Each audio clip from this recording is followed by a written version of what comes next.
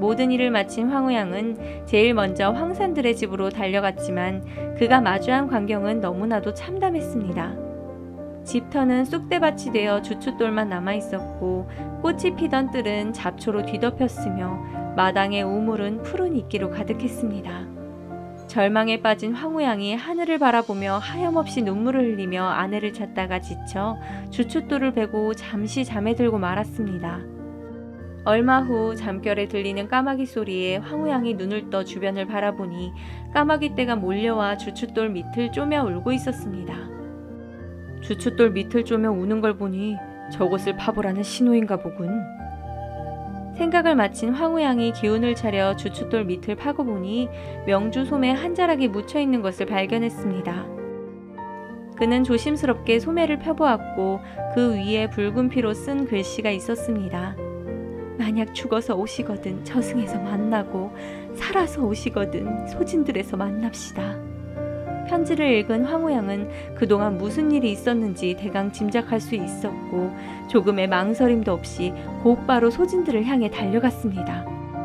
소진들에 도착한 황후양이 소진랑의 집 주변을 둘러보며 이리저리 헤매다 대문 밖 우물가에 늙은 소나무 한 그루가 있는 것을 발견하고 그 위에 올라가 가만히 숨어 상황을 지켜보기로 했습니다. 얼마 지나지 않아 황후양은 자신의 아내가 개똥밭 땅굴에서 나와 물동이를 이고 우물로 다가오는 것을 보았습니다.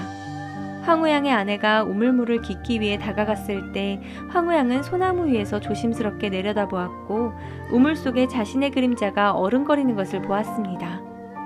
그 순간 우물 속에 비친 남편의 모습을 발견한 아내가 깜짝 놀라며 말했습니다. 만약 서방님께서 죽어서 오셨거든 울면서 내려오시고 살아서 오셨거든 웃으면서 내려와 주세요. 황후양이 나무에서 내려오며 허허 웃었고 그의 아내는 남편의 두 손을 꼭 잡으며 반가움에 어쩔 줄 몰라 했습니다. 소진랑이 지금 집안에 있지만 서방님이 오신 걸 알면 문을 굳게 닫고 오방신장을 불러 자신을 지킬 거예요. 그러니 몰래 들어가셔야 합니다. 황후양은 천하궁에서 배운 도수를 사용해 파랑새로 변신한 뒤 아내의 치마 속에 숨어 소진랑의 집안으로 들어갔습니다. 집 안에 들어가 보니 소진랑은 시원한 마루에 누워 깊이 잠들어 있었습니다. 황후양은 이 기회를 놓치지 않고 재빨리 달려가 가지고 온 연장으로 소진랑을 조용히 결박하기 시작했습니다. 큰 집게로 다리를 짚고 작은 집게로 팔을 집었으며 큰 도끼와 작은 도끼, 큰 톱과 작은 톱을 양쪽에 벌려놓아 소진랑이 꼼짝도 못하게 만들었습니다. 그리고는 물풀의 나무로 만든 먹자를 들고 크게 외쳤습니다. 네, 이놈 소진랑! 나를 속여 옷가마를 바꾼 것은 참아주겠지만 남의 집에 들어와 세간 재물을 훔치고 남의 아내를 협박해 데려간 죄는 도저히 용서할 수 없다. 황후양의 큰 소리에 깜짝 놀란 소진랑이 정신이 번쩍 들어 몸을 일으키려 했지만 이미 팔다리가 집게에 묶이고 연장들 사이에 갇혀 꼼짝할 수 없다는 걸 깨달았습니다. 두려움에 휩싸인 소진랑이 울먹이며 간절히 애원했습니다. 제가 가져간 세간 재물은 모두 돌려드리겠습니다. 그리고 형수님께서는 그동안 개똥밭 땅굴에서 구매밥을 먹으며 지내셔서 다른 피해는 전혀 입지 않으셨습니다. 그러니 부디 목숨만은 살려주십시오. 소진랑의 변명을 들은 황후양이 차갑게 대답했습니다. 목숨은 살려주겠다. 하지만 너는 앞으로 3년 동안 선앙당의 돌 항아리 안에 갇혀 지나가는 사람들이 던져주는 찌꺼기나 먹으며 살아가야 할 것이다. 황후양은 도수를 이용하여 소진랑을 선앙당의 돌 항아리 안에 가두어 3년 동안 나오지 못하게 한 후 아내와 함께 다시 황산들로 돌아왔습니다.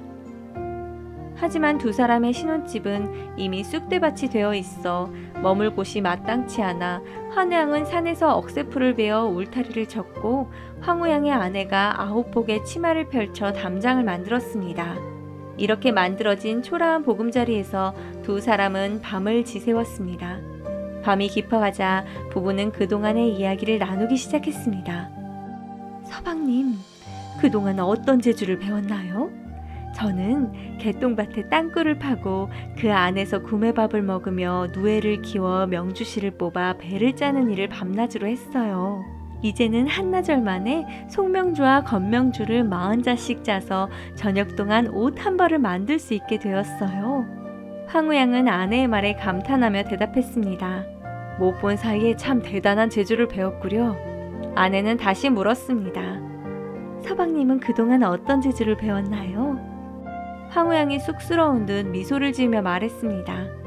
천하공을 짓다가 부인을 빼앗긴다는 나쁜 점괘가 나와서 집으로 빨리 돌아오려고 1년 걸릴 일을 한 달에, 한 달 걸릴 일을 하루에 맞췄소. 그렇게 3년 걸릴 일을 빠르게 다 끝냈으니 그것도 재주라면 재주지요. 황우양의 아내가 고개를 끄덕이며 말했습니다. 그거 참 대단한 재주로군요. 두 사람은 서로의 이야기를 나누며 새로운 미래를 꿈꾸었고 이후에도 금실 좋게 오래오래 행복하게 살았습니다. 세월이 흘러 정해진 수명이 다한 황우양은 성주신이 되었고 아내는 지신이 되었습니다.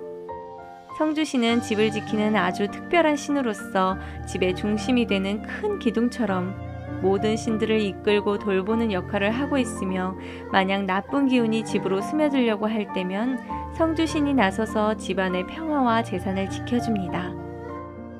그리고 지신은 집터를 지키는 신으로서 땅속 깊이 뿌리를 내린 나무처럼 집터의 기운을 부드럽게 다스리며 그곳에 사는 사람들이 건강하고 안전하게 지낼 수 있도록 항상 지켜줍니다. 서로를 아끼며 도와주는 성주신과 지신은 성주신이 힘들거나 불안할 때는 지신이 나서서 성주신을 도와주고 지신이 어려움을 겪을 때는 성주신이 나서서 빠르게 문제를 해결해 줍니다. 이렇게 두 신이 언제나 함께 있기 때문에 우리 가정이 항상 안전하고 평화로울 수 있는 거랍니다.